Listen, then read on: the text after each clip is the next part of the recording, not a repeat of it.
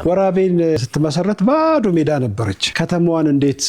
የስልጤ ዞን ከተማ እንድትሆን መረጣችሁ አቧራዋን ጠርጋችሁን የገባችሁትና እሱንም እንትን ነው በቃ መጥቼ ከጓደኞቼ ጀምረን ያን ሪፈረንደም ተካሄደ ትክክለኛው ሲማችን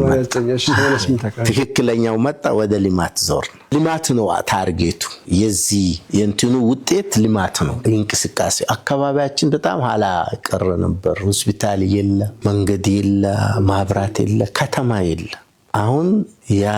ጥያቄያችን ከተመለሰ ሁለተኛው ጥያቄ ራሳችንም ተመንግስትም ተባብረን እንሰራው ጥያቄ ወሳኝ ነው ብዬ መኖሪያ ቤት ነበርኝ አዳማ ላይ እሷን ሸጥኩ ሌላ እንትለም አብዛኛ ወደ 7 አመት 8 አመት በዚህ ነው ስራ አንነበረም ስራ አንሰራም በዚህ ምክንያቱም ቅድም እንዳልኳችሁ የጀመርኩት ነገር ማለቃል አላህንም እየለመንኩ ሲከሽፍ ምን ይያልኩ እንደሱ ግን ያታገለኝ የለም ያሁን የመጨረሻ ሌሎች ሁሉም አልহামዱሊላህ ወዳው ግን አልহামዱሊላህ እሱም ኋላ ነው ውጤቱ ነው የሚታየው ስለዚህ ወደ ልማት ተመለስን የልማት ዋናው ደግሞ መናገሻ ለዚህ ህዝብ ማዕከል የሚሆን ቦታ መስርተን እዛ ላይ ማልማት ጥቅም አለው ገቢ አለ የለም አይሰራም ይሄን ካሰብና እንትን ማልማቱም ያለብን እኛ ነን እኛ ከሸሸሸነበት አገር ማንም አያለማው በሚል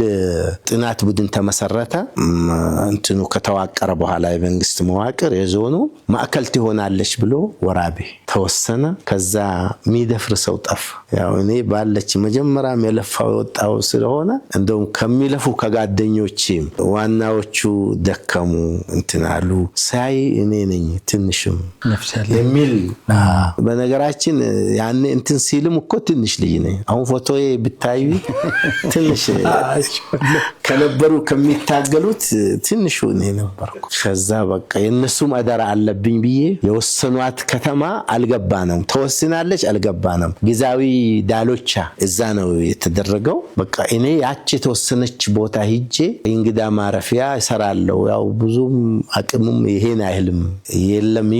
ይሉ ነበር ግን አቅም ከአላህ ነው ንያ ነው ዋናው እንደምንም ተቀበልኩ መሬት አይቺ ደግሞ ለእንግዳ ብዬ ነው እሺ አላህ እንግዳስ የመጡ መስጂድ ስሚስ አቡበክር እንደምንም ብዬ ተቀበልኩ ቦታው 11000 ካሬ ሁለቱንም ሁለቱንም ያው ጀመርና ያቺ ሪያድንም ውሃ ያመጣን ባህያ ነው አንነበረው ወንዝ ነው ሞተሩን ውሃ የለም ከወንዝ የተመጣ መስጂዱንም እሱንም እንደዚሁ ጨረስናቸው ሁለቱም እዚህ ጋር ምናነሳው ነገር አለ አንድ ጓደኛው ከውጭ ሀገር መጥተው ጅማን አስጎብኝተው ኋላ ወራቤን ካሳዩት በኋላ የተናገረው ነገርና እርሱ የጠየቁት አለ ካፍታ ቆይታ በኋላ ተመልሰን እንመጣ እናወራለን